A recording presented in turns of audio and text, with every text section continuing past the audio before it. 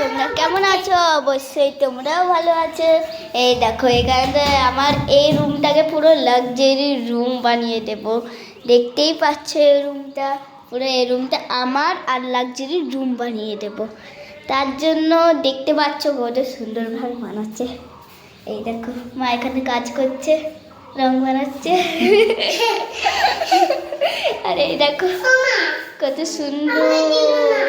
আর এখানটা আমাদের খাট বসবে এখানটায়, আর এখানটা আমাদের আলনা বসবে, আর এখানটায় ড্রেসিং টেবিল বসবে। হ্যাঁ, ড্রেসিং টেবিল ঠিক।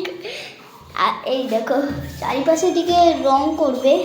এই দেখো পুরো চারিপাশের দিকে রং করবে। আর এই দেখো এ আমার বোনু, বাদুর বোনু, এরকম করতে নেই।